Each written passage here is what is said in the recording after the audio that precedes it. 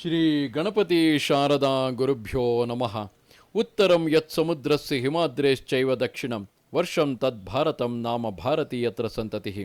ಶ್ರೋತೃಗಳಿಗೆ ಶ್ರೀ ಸ್ಕಾಂದ ಮಹಾಪುರಾಣದ 2ನೆಯ ವೈಷ್ಣವ ಖಂಡದ ಶ್ರೀ ವಾಸುದೇವ ಮಹಾತ್ಮೆಯಲ್ಲಿ ಪೂಜಾ ಮಂಡಲ ವಿಧಿ ನಿರೂಪಣವೆಂಬ 27ನೆಯ ಅಧ್ಯಾಯಕ್ಕೆ ಸ್ವಾಗತ.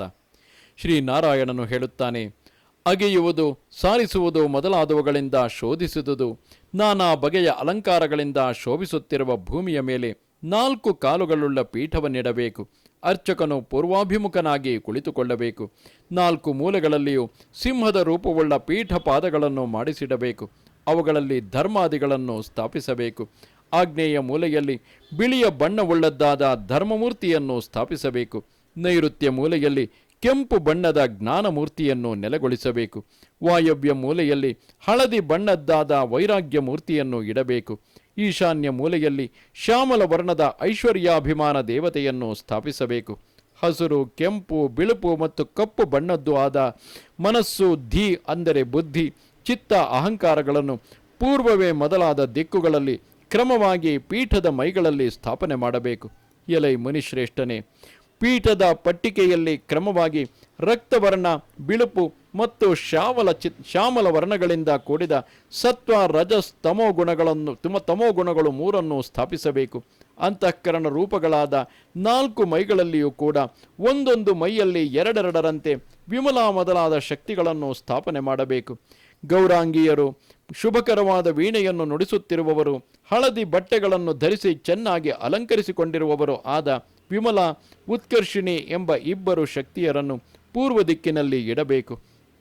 ಹಳದಿ ವಸ್ತ್ರಗಳನ್ನುಟ್ಟು ಅರುಣ ವರ್ಣದಿಂದ ಬೆಳಗುವವರಾದ ಜ್ಞಾನ ಮತ್ತು ಕ್ರಿಯಾಶಕ್ತಿಗಳನ್ನು ದಕ್ಷಿಣ ದಿಕ್ಕಿನಲ್ಲಿ ಸ್ಥಾಪಿಸಬೇಕು. ಅವರಲ್ಲಿ ಒಬ್ಬಳು ತಾಳವನ್ನು ಮತ್ತೊಬ್ಬಳು ಮೃದಂಗವನ್ನು ಬಾಜಿಸುತ್ತಿರಬೇಕು. ಪಶ್ಚಿಮ ದಿಕ್ಕಿನಲ್ಲಿ ಯೋಗ ಮತ್ತು ಪ್ರಧ್ಯಾ ಎಂಬ ಶಕ್ತಿಯರನ್ನು ಸ್ಥಾಪಿಸಬೇಕು. ಅವರಿಬ್ಬರು ಶ್ಯಾಮಲ ವರ್ಣದವರು, ಅರುಣ ಅಂದರೆ ಕೆಂಪು ವರ್ಣದ ಉಡುಪನ್ನು ಧರಿಸಿದವರು. 2 ಬೇರೆ ಬೇರೆಯಾಗಿ ಕೊಳಲನ್ನು ನುಡಿಸುತ್ತಿರಬೇಕು. ಬಳಿಕ ಉತ್ತರ ದಿಕ್ಕಿನಲ್ಲಿ ಸತ್ಯ ಮತ್ತು ಈಶಾನರೆಂಬ ಶಕ್ತಿಯರನ್ನು ಸ್ಥಾಪಿಸಬೇಕು. ಅವರು ಹೊಂಬಣ್ಣವುಳ್ಳವರು, ಶ್ಯಾಮಲ ವರ್ಣದ ಬಟ್ಟೆಯುಳ್ಟವರು. ಅವರಿಬ್ಬರು ಪರಿವಾದಿನಿಯನ್ನು ಬಾಜಿಸುತ್ತಿರಬೇಕು. ಪಟ್ಟಿಕೆಯಲ್ಲಿ ಕೈಮುಗಿದುಕೊಂಡು ಒಂಟಿಯಾಗಿರುವ ಅನುಗ್ರಹ ಎಂಬ ಹೆಸರಿನ ಶಕ್ತಿಯನ್ನು ಸ್ಥಾಪಿಸಬೇಕು. ಈ ಎಲ್ಲರನ್ನು 2 ತೋಳುಗಳುಳ್ಳವರನ್ನಾಗಿಯೂ ಚೆನ್ನಾಗಿ ಅಲಂಕರಿಸಿಕೊಂಡವರನ್ನಾಗಿಯೂ ನಿರ್ಮಿಸಬೇಕು. ಪೀಠದ ಮೇಲೆ ಬಿಳಿಯ ಬಟ್ಟೆಯಿಂದ ಶ್ವೇತದ್ವೀಪವನ್ನು ನಿರ್ಮಿಸಬೇಕು. ಅದರ ಮಧ್ಯದಲ್ಲಿ ಉಜ್ವಲವಾಗಿ ಬೆಳಗುವ ಕರ್ಣಿಕೆಯಿಂದೊಡಗೂಡಿದ ಅಷ್ಟದಳ ಪದ್ಮವನ್ನು ರಚಿಸಬೇಕು. ಪದ್ಮಕ್ಷೇತ್ರದ ಹೊರಭಾಗದಲ್ಲಿ 12ನೆಯ 1 ಅಂಶವನ್ನು ತ್ಯಜಿಸಿಬಿಟ್ಟು ಅದರ ಮಧ್ಯಭಾಗವನ್ನು ಸಮಭಾಗವಾಗುವಂತೆ 3 ವೃತ್ತಗಳನ್ನು ರಚಿಸಿ ವಿಭಾಗಿಸಬೇಕು. ಅದರಲ್ಲಿ ಮೊದಲನೆಯದು ಕರ್ಣಿಕೆಯ ಸ್ಥಾನ, ಮಧ್ಯದ್ದು ಕೇಸರಗಳ ಸ್ಥಾನವೆನಿಸುವುದು, 3ನೆಯದು ಪತ್ರಗಳ ಸ್ಥಾನವು, ಹೊರಗಿನದು ದಳದ ಅಗ್ರಭಾಗಗಳು.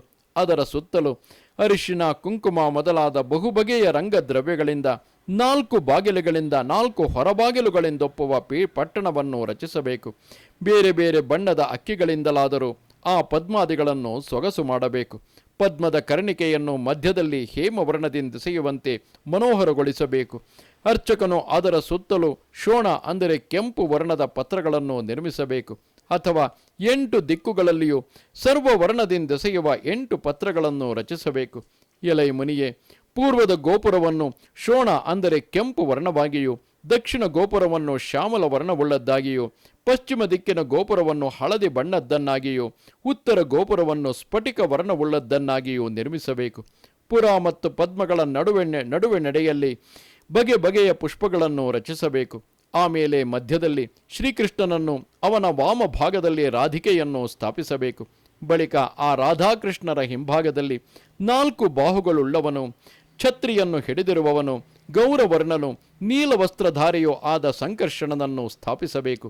ಆ ಭಗವಂತನ ಬಲಭಾಗದಲ್ಲಿ ಪೀತಾಂಬರಧಾರಿಯು, ಚತುರ್ಭುಜನು, ಮೇಘದಂತೆ ಶ್ಯಾಮವರ್ಣನೂ ಆಗಿ ಚಾಮರವನ್ನು ಹಿಡಿದು ನಿಂತಿರುವ ಪ್ರದ್ಯುಮ್ನನನ್ನು ನೆಲೆಗೊಳಿಸಬೇಕು.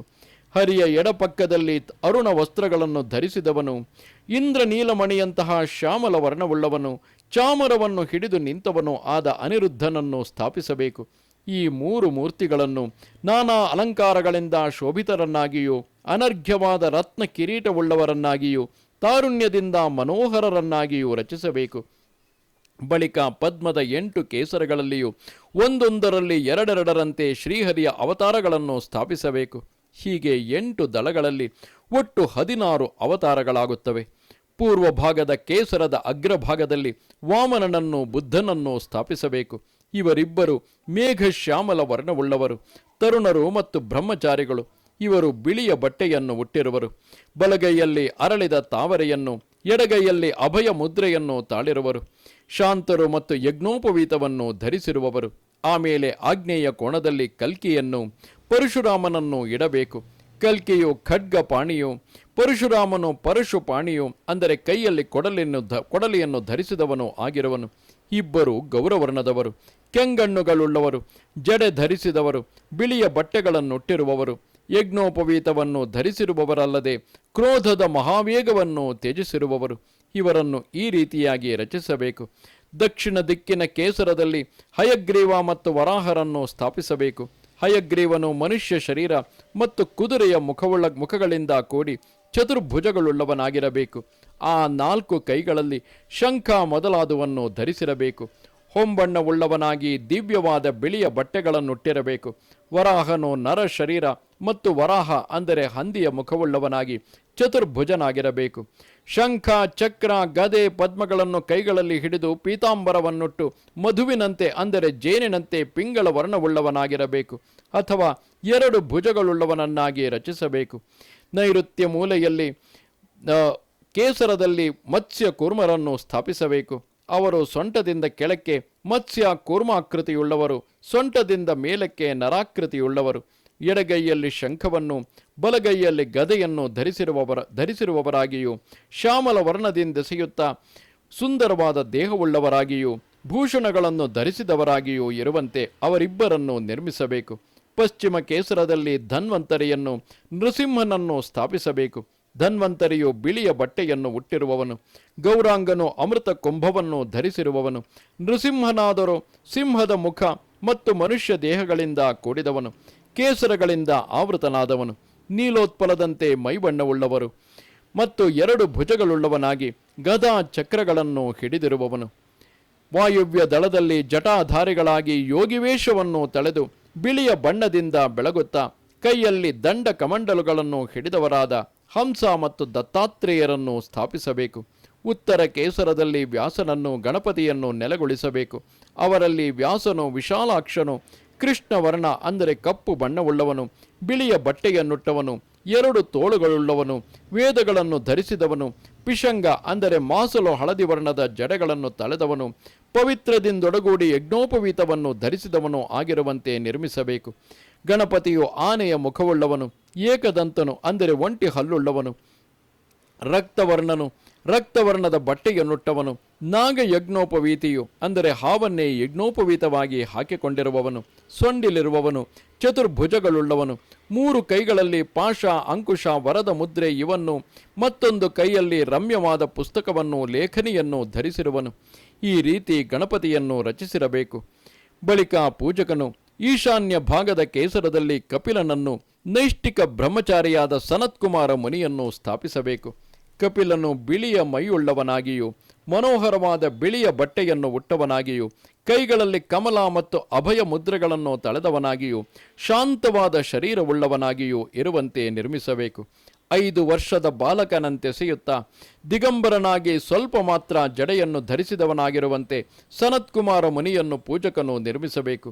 ಈ ರೀತಿಯಾಗಿ ಅರ್ಚಕನು ತಾವರೆಯ ಕೇಸರಗಳಲ್ಲಿ ದೇವತೆಗಳನ್ನು ಸ್ಥಾಪಿಸಿ ದಳ ಮಧ್ಯಗಳ 8ರಲ್ಲಿಯೂ ಪಾರ್ಷದರನ್ನು ಸ್ಥಾಪಿಸಬೇಕು. ಮೊದಲು ಪೂರ್ವ ದಿಕ್ಕಿನ ದಳ ಮಧ್ಯದಲ್ಲಿ ವಿಶ್ವಕ್ಸೇನನನ್ನು, ಗರುಡನನ್ನು ಇಡಬೇಕು. ಬಳಿಕ ಪ್ರದಕ್ಷಿಣ ಕ್ರಮವಾಗಿ ಈ ಮುಂದೆ ಹೇಳುವವರನ್ನು ಕ್ರಮವಾಗಿ ಸ್ಥಾಪಿಸಬೇಕು.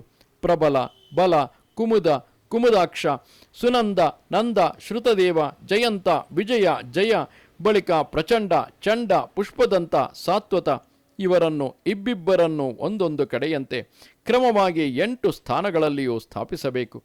ಇವರೆಲ್ಲರನ್ನು ಚತುರ್ಭುಜರು, ಶಂಖಚಕ್ರ ಗದಾಧಾರಿಗಳು, ಕಿರೀಟವನ್ನು ಧರಿಸಿದವರು, ಶ್ಯಾಮಲ ವರ್ಣವುಳ್ಳವರು, ಪೀತ ಅಂದರೆ ಹಳದಿ ವಸ್ತ್ರವನ್ನು ಉಟ್ಟವರು, ಒಳ್ಳೆಯ ಭೂಷಣಗಳಿಂದ ಅಲಂಕೃತರಾದವರು ಆಗಿರುವಂತೆ ರಚಿಸಬೇಕು. ದಳ ಮಧ್ಯದ ಅಂತರಾಳಗಳೆಂಟರಲ್ಲಿಯೂ ಬಗೆ ಬಗೆಯ ಮಂಗಳ ವಾದ್ಯಗಳನ್ನು ಬಾಜಿಸುವುದರಲ್ಲಿ ನಿಪುಣೆಯರಾದ ಅಣಿಮ, ಲಘಿಮ, ಪ್ರಾಪ್ತಿ, ಪ್ರಾಕಾಮ್ಯ, ಮಹಿಮ, ಈಶಿತ, ವಶಿತ, ಕಾಮವಸಾಯಿಕ ಎಂಬ ಈ ಸಿದ್ಧಿದೇವತೆಗಳನ್ನು ಕ್ರಮವಾಗಿ ಸ್ಥಾಪನೆ ಮಾಡಬೇಕು. ಇವರನ್ನು ಸುವರ್ಣ ವರ್ಣದ ಶರೀರಕಾಂತಿಯುಳ್ಳವರನ್ನಾಗಿಯೂ ಸರ್ವಾಭರಣಗಳಿಂದ ಭೂಷಿತರನ್ನಾಗಿಯೂ ಕೊಳಲು, ವೀಣೆ ಮೊದಲಾದವನ್ನು ಕೈಯಲ್ಲಿ ಹಿಡಿದಿರುವವರನ್ನಾಗಿಯೂ ಬಗೆ ಬಗೆಯ ಚಿತ್ರವರ್ಣದ ಬಟ್ಟೆಯುಟ್ಟವರನ್ನಾಗಿಯೂ ನಿರ್ಮಿಸಬೇಕು. ಬಳಿಕ 8 ದಳಾಗ್ರಗಳಲ್ಲಿಯೂ ವೇದಗಳನ್ನು, ಶಾಸ್ತ್ರಗಳನ್ನು ಇಡಬೇಕು. ವೇದಗಳನ್ನು ದಿಕ್ಕುಗಳಲ್ಲಿಯೂ ಶಾಸ್ತ್ರಗಳನ್ನು ವಿದಿಕ್ಕುಗಳಲ್ಲಿಯೂ ನೆಲೆಗೊಳಿಸಬೇಕು. ಪೂರ್ವದಲ್ಲಿ ಅಕ್ಷಮಾಲ ಅಂದರೆ ಜಪಸರ ಧರನಾಗಿ ಬಿಳಿಯ ಬಣ್ಣವುಳ್ಳವನಾಗಿ ಕುಳ್ಳನು, ಲಂಬೋದರನು, ಸೌಮ್ಯನು, ಪದ್ಮದಂತಿರುವ ನೇತ್ರಗಳುಳ್ಳವನು, ಬಿಳಿಯ ಬಟ್ಟೆಯನ್ನುಟ್ಟವನು ಆಗಿರುವ ಋಗ್ವೇದ ಮೂರ್ತಿಯನ್ನು ಸ್ಥಾಪಿಸಬೇಕು. ದಕ್ಷಿಣ ದಿಕ್ಕಿನಲ್ಲಿ ಮಧ್ಯಮ ಅಂಗವುಳ್ಳವನು, ಕೃಶೋದರನು ಅಂದರೆ ತೆಳು ಹೊಟ್ಟೆಯವನು, ಕೆಂಗಣ್ಣುಗಳುಳ್ಳವನು, ದಪ್ಪನಾದ ಕುತ್ತಿಗೆಯುಳ್ಳವನು, ಹಳದಿ ಬಣ್ಣದವನು, ಅರುಣವರ್ಣದ ವಸ್ತ್ರಗಳನ್ನು ಧರಿಸಿರುವವನು, ಎಡಗೈಯಲ್ಲಿ ಜಪಸರವನ್ನು ಬಲಗೈಯಲ್ಲಿ ವಜ್ರವನ್ನು ಹಿಡಿದಿರುವವನು ಆದ ಯಜುರ್ವೇದ ಪುರುಷನನ್ನು ಸ್ಥಾಪಿಸಬೇಕು. ಪಶ್ಚಿಮ ದಿಕ್ಕಿನಲ್ಲಿ ಬಹು ಎತ್ತರವಾದವನು, ಆದಿತ್ಯನಂತೆ ವರ್ಚಸ್ಸುಳ್ಳವನು, ಬಲಗೈಯಲ್ಲಿ ಜಪಸರವನ್ನು ಎಡಗೈಯಲ್ಲಿ ಶಂಖವನ್ನು ಧರಿಸಿ ಹೊಂಬಣ್ಣದ ವಸ್ತ್ರಗಳನ್ನುಟ್ಟ ವಿಶಾಲಾಕ್ಷನಾಗಿಯೂ ಗಾಯನದಲ್ಲಿ ತೊಡಗಿರುವವನು ಆದ ಸಾಮವೇದ ಪುರುಷನನ್ನು ಸ್ಥಾಪಿಸಬೇಕು. ಎತ್ತರ ದಿಕ್ಕಿನಲ್ಲಿ ಉತ್ತರ ದಿಕ್ಕಿನಲ್ಲಿ ಬಿಳಿ ಮೈಯಿರುವವನು, ನೀಲವಸ್ತ್ರಗಳನ್ನು ಉಟ್ಟವನು, ಎಡಗೈಯಲ್ಲಿ ಅಕ್ಷಮಾಲೆಯನ್ನು ಬಲಗೈಯಲ್ಲಿ ಖಟ್ವಾಂಗವನ್ನು ಧರಿಸಿದವನು, ಬೆಂಕಿಯಂತೆ ಕೆಂಪು ಕಾಂತಿಯುಳ್ಳವನು, ತಾಮ್ರವರ್ಣದ ಕಣ್ಣುಗಳುಳ್ಳವನು, ವಯಸ್ಸಿನಲ್ಲಿ ಮುಪ್ಪಡಿಸಿದವನು ಆಗಿರುವ ಅಥರ್ವ ಪುರುಷನನ್ನು ಸ್ಥಾಪಿಸಬೇಕು. ಆಗ್ನೇಯ ಮೂಲೆಯ ಕಮಲ ಪೀಠದಲ್ಲಿ ಕುಳಿತು ಬಿಳಿಯ ಬಣ್ಣವುಳ್ಳವನಾಗಿ ತೋಳುಗಳಲ್ಲಿ ಎಣೆಯಿಲ್ಲದ ಮುತ್ತಿನ ಮಾಲೆಯನ್ನು ತಳೆದು ಬೆಳಗುವ ಧರ್ಮಶಾಸ್ತ್ರ ಮೂರ್ತಿಯನ್ನು ಸ್ಥಾಪಿಸಬೇಕು. ಉದ್ದವಾದ ಕೂದಲು ಮತ್ತು ಉಗುರುಗಳನ್ನು ತಳೆದು ಕೈಗಳಲ್ಲಿ ಜಪಮಾಲೆಯನ್ನು ದಂಡವನ್ನು ಹಿಡಿದು ಬಿಳಿಯ ಬಣ್ಣವುಳ್ಳವನು, ದೊಡ್ಡ ಡೊಳ್ಳುವನು ಆದ ಸಾಂಖ್ಯ ಪುರುಷನನ್ನು ನೈಋತ್ಯ ಕೋಣದಲ್ಲಿ ಸ್ಥಾಪಿಸಬೇಕು. ಬಳಿಕ ವಾಯವ್ಯ ಮೂಲೆಯಲ್ಲಿ ಹೊಂಬಣ್ಣವುಳ್ಳವನು, ತೆಳು ಹೊಟ್ಟೆಯವನು, ತೊಡೆಯ ಮೇಲೆ ಕೈಗಳೆರಡನ್ನು ಇಟ್ಟುಕೊಂಡಿರುವವನು, ತನ್ನ ಮೂಗಿನ ತುದಿಯ ಮೇಲೆಯೇ ನೋಟವನ್ನು ನೆಟ್ಟಿರುವವನು ಆದ ಯೋಗ ಪುರುಷನನ್ನು ಸ್ಥಾಪನೆ ಮಾಡಬೇಕು. ಈಶಾನ್ಯ ಮೂಲೆಯಲ್ಲಿ ಧವಳ ವರ್ಣನು, ವನಮಾಲೆಯನ್ನು ತಳೆದವನು, ಕೈಗಳಲ್ಲಿ ಜಪಸರ ಮತ್ತು ನೇಗಿಲುಗಳನ್ನು ಧರಿಸಿದವನು ಆದ ಪಂಚರಾತ್ರ ಪುರುಷನನ್ನು ಸ್ಥಾಪಿಸಬೇಕು. ಈ 4 ಬಟ್ಟೆಗಳನ್ನು ಬಿಳಿಯವಾಗಿಯೂ ತೆಳ್ಳಗೂ ಗಟ್ಟಿಯಾಗಿಯೂ ಇರುವಂತೆ ಮಾಡಬೇಕು. ಕಣ್ಣುಗಳನ್ನು ಪದ್ಮಪತ್ರಗಳಂತೆ ವಿಶಾಲವಾಗಿ ಮಾಡಬೇಕು. ಅಗ್ರಗಳ ಅಂತರಾಳಗಳಲ್ಲಿ ವೇದಗಳನ್ನು ಪಠಿಸುತ್ತಿರುವ ಪತ್ನಿ ಸಮೇತರಾದ ಮಹರ್ಷಿಗಳನ್ನು ಪೂರ್ವ, ಆಗ್ನೇಯ ಮೊದಲಾದ ಅನುಕ್ರಮದಲ್ಲಿ ವಿನ್ಯಾಸ ಮಾಡಬೇಕು. ಕಲೆಯೆಂದೊಡಗೂಡಿದ ಮರೀಚಿ, ಅನಸೂಯೆಯೆಂದೊಡಗೂಡಿದ ಅತ್ರಿ, ಶ್ರದ್ಧಾ ಸಮೇತನಾದ ಅಂಗೀರಸ, ಹವಿರ್ಭೂ ಸಹಿತನಾದ ಪುಲಸ್ತ್ಯ, ಗತಿಯೆಂದೊಡಗೂಡಿದ ಪುಲಹ, ಕ್ರಿಯೆಯೆಂದೊಡಗೂಡಿದ ಕ್ರತು, ಖ್ಯಾತಿಯೊಡನೆ ಭೃಗು, ಅರುಂಧತಿಯೊಡನೆ ವಶಿಷ್ಠ ಈ ಮಹರ್ಷಿಗಳನ್ನು ಕ್ರಮವಾಗಿ ವಿನ್ಯಾಸ ಮಾಡಬೇಕು. ಈ ಎಲ್ಲರನ್ನು 2 ಭುಜಗಳುಳ್ಳವರು, ಜಡೆ ಮತ್ತು ಗಡ್ಡ ಮೀಸೆಗಳನ್ನು ಧರಿಸಿದವರು, ಕೃಷರು, ದಂಡ ಕಮಂಡಲುಗಳನ್ನು ಧರಿಸಿದವರು, ತಪಸ್ವಿಗಳು ಆಗಿರುವಂತೆ ನಿರ್ಮಿಸಬೇಕು. ಪದ್ಮದ ಹೊರಗಡೆಯಲ್ಲಿ ದಿಕ್ಕುಗಳಲ್ಲಿಯೂ ವಿದಿಕ್ಕುಗಳಲ್ಲಿಯೂ ಇಂದ್ರಾದಿ ದಿಕ್ಪಾಲಕರನ್ನು ವಾಹನ ಸಮೇತರಾಗಿ ಅವರವರ ದಿಕ್ಕುಗಳಿಗೆ ಸರಿಯಾಗಿ ಎಲ್ಲ ಸಪ್ತ ಋಷಿಗಳನ್ನು 2 ಭುಜಗಳುಳ್ಳವರು, ಜಡೆ ಮತ್ತು ಗಡ್ಡ ಮೀಸೆಗಳನ್ನು ಧರಿಸಿದವರು, ಕೃಷರು, ದಂಡ ಕಮಂಡಲುಗಳನ್ನು ಧರಿಸಿದವರು, ತಪಸ್ವಿಗಳು ಆಗಿರುವಂತೆ ನಿರ್ಮಿಸಬೇಕು. ಪದ್ಮದ ಹೊರಗಡೆಯಲ್ಲಿ ದಿಕ್ಕುಗಳಲ್ಲಿಯೂ ವಿದಿಕ್ಕುಗಳಲ್ಲಿಯೂ ಇಂದ್ರಾದಿ ದಿಕ್ಪಾಲಕರನ್ನು ವಾಹನ ಸಮೇತರಾಗಿ ಅವರವರ ದಿಕ್ಕುಗಳಿಗೆ ಸರಿಯಾಗಿ ಸ್ಥಾಪಿಸಬೇಕು.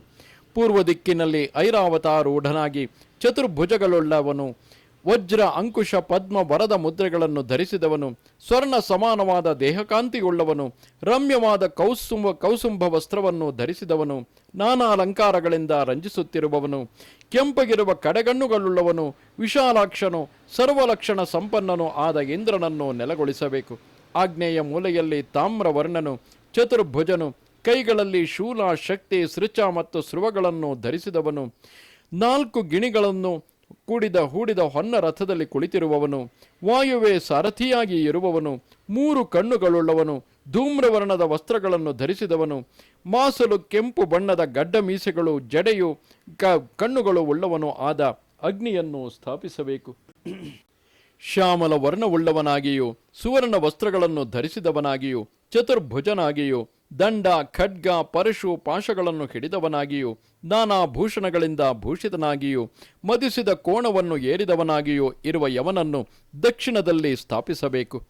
ಮೇಲೆ ನಿಮಿರೆದ್ದ ಕೂದಲುಗಳುಳ್ಳವನು, ವಿರೂಪಾಕ್ಷನು, 2 ಭುಜಗಳುಳ್ಳವನು, ಖಡ್ಗವನ್ನು ಪಾಶವನ್ನು ಧರಿಸಿದವನು, ನರವಾಹನನು, ಹಸಿರು ಮೀಸೆಯುಳ್ಳವನು, ಧೂಮ್ರವರ್ಣನು, ಕಪ್ಪು ಬಟ್ಟೆಯನ್ನುಟ್ಟವನು, ಅನೇಕ ಹೊಂದೊಡವುಗಳಿಂದ ಅಲಂಕೃತನು, ವೈಷ್ಣವರಲ್ಲದವರಿಗೆ ಭಯಂಕರನು ಆದ ನೈಋತ್ಯನನ್ನು ನೈಋತ್ಯ ಮೂಲೆಯಲ್ಲಿ ಸ್ಥಾಪಿಸಬೇಕು. ಬಳಿಕ ಪಶ್ಚಿಮ ದಿಕ್ಕಿನಲ್ಲಿ ಇಂದ್ರನೀಲ ಮಣಿಯಂತೆ ದೇಹಕಾಂತಿಯುಳ್ಳವನು, ಬಿಳಿಯ ಬಟ್ಟೆಯನ್ನು ಉಟ್ಟವನು, 4 ತೋಳುಗಳುಳ್ಳವನು, ಮುತ್ತಿನ ಹಾರಗಳಿಂದ ಅಲಂಕಾರಗೊಂಡವನು, 7 ಹಂಸಗಳನ್ನು ಹೂಡಿದ ರಥವನ್ನು ಏರಿದವನು, 2 ಕೈಗಳಲ್ಲಿಯೂ ಪಾಶವನ್ನು ಮತ್ತೆರಡರಲ್ಲಿ ರತ್ನಪಾತ್ರೆ ಮತ್ತು ಶಂಖಗಳನ್ನು ಧರಿಸಿದವನು ಆದ ವರುಣನನ್ನು ಸ್ಥಾಪಿಸಬೇಕು. ವಾಯವ್ಯ ಮೂಲೆಯಲ್ಲಿ ವಾಯುವನ್ನಿಡಬೇಕು. ಅವನು ಹಸಿರು ಬಣ್ಣದವನು, 2 ಭುಜಗಳುಳ್ಳವನು, ಕೃಷ್ಣ ವಸ್ತ್ರಗಳನ್ನು ಧರಿಸಿದವನು, ಬಂಡೆಯ ಮೇಲೆ ನೆಲೆಸಿದವನು, ಬಿಚ್ಚಿದ ಕೂದಲುಳ್ಳವನು, ತೆರೆದ ಬಾಯುಳ್ಳವನು ಮತ್ತು ಧ್ವಜವನ್ನು ಹಿಡಿದಿರುವವನು ಆಗಿರಬೇಕು. ಉತ್ತರ ದಿಕ್ಕಿನಲ್ಲಿ ಕುಬೇರನನ್ನಿಡಬೇಕು. ಅವನು ಹೊಂಬಣ್ಣದವನು, ಚತುರ್ಭುಜಗಳುಳ್ಳವನು, ಕೈಗಳಲ್ಲಿ ಗದೆ, ಶಕ್ತಿ, ತ್ರಿಶೂಲ, ರತ್ನಪಾತ್ರೆ ಇವನ್ನು ಹಿಡಿದಿರುವವನು, ನೀಲಿಯ ಬಣ್ಣದ ಬಟ್ಟೆಗಳನ್ನುಟ್ಟವನು, ಗಡ್ಡ ಮೀಸೆಗಳುಳ್ಳವನು, ಪಲ್ಲಕ್ಕಿಯಲ್ಲಿ ಕುಳಿತಿರುವವನು, ಪಿಶಂಗ ಅಂದರೆ ಮಾಸಲು ಕೆಂಪು ವರ್ಣದ ಎಡಗಣ್ಣುಳ್ಳವನು, ಅನೇಕ ಭೂಷಣಗಳನ್ನು ಧರಿಸಿದವನು ಮತ್ತು ಮೈಗಾಪು ತೊಟ್ಟವನು ಆಗಿರಬೇಕು. ಬಳಿಕ ಈಶಾನ್ಯ ದಿಕ್ಕಿನಲ್ಲಿ ಅರ್ಧನಾರೀಶ್ವರನಾದ ಮಹಾರುದ್ರನನ್ನು ಇಡಬೇಕು. ಆ ಮೂರ್ತಿಯ ಎಡಗಡೆಯ ಅರ್ಧದಲ್ಲಿ ಪಾರ್ವತಿಯನ್ನು ರಚಿಸಬೇಕು. ಬಲಗಡೆಯ ಅರ್ಧದಲ್ಲಿ ಶಂಕರನನ್ನು ರಚಿಸಬೇಕು.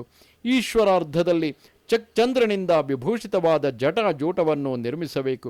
ಉಮಾರ್ಧದಲ್ಲಿ ತಿಲಕವನ್ನಿಡಬೇಕು ಮತ್ತು ಬೈತಲೆಯನ್ನು ತಿದ್ದಬೇಕು.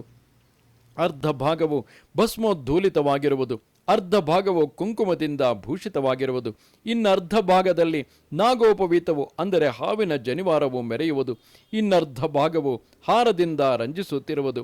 ಎಡಗಡೆಯ ಅರ್ಧದಲ್ಲಿ ರವಿಕೆಯಿಂದ ಮುಚ್ಚಿರುವ ದಪ್ಪವಾದ ಸ್ತನವನ್ನು ನಿರ್ಮಿಸಬೇಕು. ಸೊಂಟದಲ್ಲಿ ಚಿನ್ನದ ಡಾಬನ್ನು, ಪಾದದಲ್ಲಿ ಕಾಂಚನ ನೂಪುರವನ್ನು ರಚಿಸಬೇಕು. ಕಂಕಣಗಳಿಂದ ಅಲಂಕರಿಸಿರಬೇಕು. ಅವು ರತ್ನದುಂಗುರಗಳನ್ನು ಹಾಕಿಕೊಂಡು ತ್ರಿಶೂಲವನ್ನು, ಅಕ್ಷಮಾಲೆ, ಜಪಮಾಲೆಗಳನ್ನು ಹಿಡಿದಿರಬೇಕು. ಬಲಗಡೆಯ ಅರ್ಧದಲ್ಲಿ ಸರ್ಪದ ಉಡಿದಾರವನ್ನು ಮಾಡಬೇಕು. ಗಜ ಚರ್ಮವನ್ನು ಬಟ್ಟೆಯಾಗಿ ಉಡಿಸಬೇಕು. 2 ಕೈಗಳಿಗೂ ಹಾವುಗಳ ಕಂಕಣಗಳನ್ನಿಡಬೇಕು. ಕನ್ನಡಿ ಮತ್ತು ಉತ್ಪಲ ಅಂದರೆ ನೈದಿಲೆ ಹೂವುಗಳನ್ನು ಹಿಡಿದಿರಬೇಕು. ಈ ರೀತಿಯಾದ ಮಹಾದೇವನನ್ನು ವೃಷಭ ವಾಹನವನ್ನು ಏರಿದವನನ್ನಾಗಿ ಸ್ಥಾಪಿಸಬೇಕು. ಹೀಗೆ ಅರ್ಚಕನು ಅಷ್ಟ ದಿಕ್ಪಾಲಕರ ಸ್ಥಾಪನೆಯನ್ನು ಮಾಡಬೇಕು. ಬಳಿಕ ಅರ್ಚಕನು ಪುರದ ಹೊರಗಡೆಯಲ್ಲಿ 8 ಗ್ರಹಗಳನ್ನು ತಮ್ಮ ತಮ್ಮ ದಿಕ್ಕುಗಳಲ್ಲಿ ತಮ್ಮ ತಮ್ಮ ರಥಗಳನ್ನು ಹತ್ತಿ ನಿಂತವರಾಗಿ ಸ್ಥಾಪನೆ ಮಾಡಬೇಕು. ಪೂರ್ವ ದಿಕ್ಕಿನಲ್ಲಿ ಭಾಸ್ಕರನನ್ನು ಅಂದರೆ ಸೂರ್ಯನನ್ನು ಸ್ಥಾಪಿಸಬೇಕು. ಅವನು ಹಳದೆ ಬಟ್ಟೆಯನ್ನುಟ್ಟವನು, ಸಿಂಧೂರದಂತೆ ಮೈಬಣ್ಣವುಳ್ಳವನು, 2 ತೋಳುಗಳುಳ್ಳವನು, ಕೈಯಲ್ಲಿ ಪದ್ಮವನ್ನು ಹಿಡಿದಿರುವವನು, ರಥದಲ್ಲಿ ನೆಲೆಸಿರುವವನು. ಅತಿ ತೇಜಸ್ಶಾಲಿಯಾದ ಅವನ ರಥಕ್ಕೆ 12 ಆರೆ ಕಾಲುಗಳುಳ್ಳ ಒಂದೇ ಗಾಲಿ ಇರುವುದು. ಹಸಿರು ಬಣ್ಣದ 7 ಕುದುರೆಗಳನ್ನು ಎಡಗಡೆಯಲ್ಲಿ ಹೂಡಿರುವುದು. ಆಗ್ನೇಯ ಮೂಲೆಯಲ್ಲಿ ಬಿಳಿಯ ಬಣ್ಣದವನು, ಬಿಳಿಯ ಬಟ್ಟೆಯನ್ನುಟ್ಟವನು, ದಂಡ ಕಮಂಡಲುಗಳನ್ನು ಧರಿಸಿದವನು, 2 ತೋಳುಗಳುಳ್ಳವನು, ಸೌಮ್ಯವಾದ ನೋಟವುಳ್ಳವನು, ಚಿತ್ರವರ್ಣದ 10 ಕುದುರೆಗಳನ್ನು ಹೂಡಿದ ಹೊಂದೇರಿನ ಮೇಲೇರಿರುವವನು ಆದ ಭೃಗುವನ್ನು ಅಂದರೆ ಶುಕ್ರನನ್ನು ಸ್ಥಾಪಿಸಬೇಕು. ದಕ್ಷಿಣ ದಿಕ್ಕಿನಲ್ಲಿ ರಕ್ತವರ್ಣನು, ರಕ್ತಾಂಬರಧಾರಿಯು, ಚತುರ್ಭುಜಗಳುಳ್ಳವನು, ಅವುಗಳಲ್ಲಿ ಗದೆ, ಶಕ್ತಿ, ತ್ರಿಶೂಲ ಮತ್ತು ವರದ ಮುದ್ರೆಗಳನ್ನು ಧರಿಸಿರುವವನು ಆದ ಕುಜನನ್ನು ಸ್ಥಾಪಿಸಬೇಕು. ಅವನಿಗೆ ಅರುಣವರ್ಣದ 8 ಕುದುರೆಗಳನ್ನು ಹೂಡಿದ ಚಿನ್ನದ ರಥವನ್ನು ಮಾಡಬೇಕು. ನೈಋತ್ಯ ಮೂಲೆಯಲ್ಲಿ ರಾಹುವನ್ನು ನಿರ್ಮಿಸಬೇಕು. ಅವನು ನೀಲವಸ್ತ್ರಗಳನ್ನು ಉಟ್ಟವನು, ಚತುರ್ಭುಜಗಳುಳ್ಳವನು, ಕರಾಳವಾದ ಮುಖವುಳ್ಳವನು, ತಮೋರೂಪನಾದವನು, ಕೈಗಳಲ್ಲಿ ಗುರಾಣಿ, ಕತ್ತಿ, ಶಕ್ತಿ ಮತ್ತು ಶೂಲಗಳನ್ನು ಹಿಡಿದಿರುವವನು. ಈ ರಾಹುವನ್ನು ಭೃಂಗವರ್ಣದ 8 ಕುದುರೆಗಳು ಕಟ್ಟಿದ ಕಬ್ಬಿಣದ ರಥದಲ್ಲಿ ಕುಳಿತವನಂತೆ ನಿರ್ಮಿಸಬೇಕು. ಪಶ್ಚಿಮ ದಿಕ್ಕಿನಲ್ಲಿ ಸೂರ್ಯಪುತ್ರನಾದ ಶನಿಯನ್ನು ಸ್ಥಾಪಿಸಬೇಕು. ಅವನು ಇಂದ್ರನೀಲಕ್ಕೆ ಸಮವಾದ ದೇಹಕಾಂತಿಯುಳ್ಳವನು, 2 ಭುಜಗಳುಳ್ಳವನು, ಧನುಸ್ಸನ್ನು ತ್ರಿಶೂಲವನ್ನು ಧರಿಸಿರುವವನು, ಮಂದವಾದ ಕಣ್ಣುಗಳುಳ್ಳವನು, ಕಪ್ಪು ಬಟ್ಟೆಯನ್ನುಟ್ಟವನು, ಶಬಲ ವರ್ಣದ 8 ಕುದುರೆಗಳು ಕಟ್ಟಿದ ಕರಿ ಕಬ್ಬಿಣದ ರಥದಲ್ಲಿ ನೆಲೆಸಿದವನು. ವಾಯುವ್ಯ ಕೋಣದಲ್ಲಿ ಶ್ವೇತಾಂಬರನು, ಶ್ವೇತವರ್ಣನು, ಗದೆಯನ್ನು ಕೈಯಲ್ಲಿ ಹಿಡಿದವನು, 2 ಭುಜಗಳುಳ್ಳವನು, ರಥಾರೂಢನು ಆದ ಚಂದ್ರನನ್ನು ಸ್ಥಾಪಿಸಬೇಕು. 100 ಅರೆ ಕಾಲುಗಳಿಂದ ಕೂಡಿದ 3 ಚಕ್ರಗಳುಳ್ಳ ಜಲಮಯವಾದ ಅವನ ರಥಕ್ಕೆ ಕುಂದಪುಷ್ಪ ಸಮಾನವಾದ 10 ಕುದುರೆಗಳನ್ನು 2 ಕಡೆಗಳಲ್ಲೂ ಹೂಡಲಾಗಿರಬೇಕು. ಉತ್ತರ ದಿಕ್ಕಿನಲ್ಲಿ 2 ಭುಜಗಳುಳ್ಳವನು, ವರ ಮತ್ತು ಅಭಯ ಮುದ್ರೆಗಳನ್ನು ತಳೆದವನು, ಅರುಣ ವರ್ಣನು, ಹಸಿರು ಬಟ್ಟೆಯನ್ನುಟ್ಟವನು, ಪಿಂಗವರ್ಣದ 8 ಕುದುರೆಗಳನ್ನು ಹೊಡೆದ ಚಿನ್ನದ ತೇರಿನಲ್ಲಿ ನೆಲೆಸಿದವನು ಆದ ಬುಧನನ್ನು ಸ್ಥಾಪಿಸಬೇಕು. ಈಶಾನ್ಯ ಮೂಲೆಯಲ್ಲಿ ಹೊಂಬಣ್ಣವುಳ್ಳವನು, ಬಿಳಿಯ ಬಟ್ಟೆಯನ್ನು ಉಟ್ಟವನು, 2 ಭುಜಗಳುಳ್ಳವನು, ದಂಡ ಕಮಂಡಲಗಳನ್ನು ಧರಿಸಿದವನು, ಪದ್ಮದಂತೆ ಎಸೆಯುವ ಕಣ್ಣುಗಳುಳ್ಳವನು, ಪಾಂಡುರ ಅಂದರೆ ಸ್ವಲ್ಪ ಬಿಳಿಯ ವರ್ಣದ 8 ಕುದುರೆಗಳು ಕಟ್ಟಿದ ಅತ್ಯುತ್ತಮವಾದ ಹೊನ್ನ ತೇರಿನಲ್ಲಿ ಕುಳಿತಿರುವವನು ಆದ ಗುರುವನ್ನು ಸ್ಥಾಪಿಸಬೇಕು. ಈ ರೀತಿಯಾಗಿ ಅರ್ಚಕನು ಕರ್ಣಿಕೆ, ಅದ್ರಿ ಅಂದರೆ ಬೆಟ್ಟ, ಪುರ ಅಂದರೆ ಪಟ್ಟಣ, ಇವುಗಳ ಅಂತ ಅಂದರೆ ಕೊನೆ ಮತ್ತು ಅಂತಸ್ಥಾನಗಳು ಅಂದರೆ ನಡುವಣ ಪ್ರದೇಶಗಳು, ಇವುಗಳಲ್ಲಿ ಕ್ರಮವಾಗಿ ಭಗವಂತನ ಅಂಗದೇವತೆಗಳೆಲ್ಲರನ್ನೂ ಸ್ಥಾಪಿಸಬೇಕು. ವಾಸುದೇವನ ಅಂಗದೇವತೆಗಳಿಗೆ ಬಹಳ ವೈಭವದ ಮೂರ್ತಿಗಳನ್ನು ಇಡಬೇಕು. ಇಲ್ಲವಾದರೆ ಪೂಗ ಫಲಗಳನ್ನು ಅಂದರೆ ಅಡಿಕೆ ಕಾಯಿಗಳನ್ನು ಇಡಬೇಕು, ಅಥವಾ ಪುಷ್ಪ, ಅಕ್ಷತೆ ಮೊದಲಾದವನ್ನಾದರೂ ಇಡಬೇಕು. ಇಲ್ಲಿಗೆ 81,000 ಶ್ಲೋಕಗಳ ಸಂಹಿತೆಯೆಂದು ಪ್ರಸಿದ್ಧವಾದ ಶ್ರೀ ಸ್ಕಾಂದ ಮಹಾಪುರಾಣದ 2ನೆಯ ವೈಷ್ಣವ ಖಂಡದ ಶ್ರೀ ವಾಸುದೇವ ಮಹಾತ್ಮ್ಯದಲ್ಲಿ ಪೂಜಾಮಂಡಲ ವಿಧಿ ನಿರೂಪಣವೆಂಬ 27ನೆಯ ಅಧ್ಯಾಯವು ಮುಗಿದುದು. ನಮಸ್ತೆ ಶಾರದೆ ದೇವಿ ಕಾಶ್ಮೀರ ಪುರವಾಸಿನಿ ತ್ವಾಮಹಂ ಪ್ರಾರ್ಥಯೇ ನಿತ್ಯಂ ವಿದ್ಯಾದಾನಂಚ ದೇಹಿಮೆ. ನಮಸ್ಕಾರ.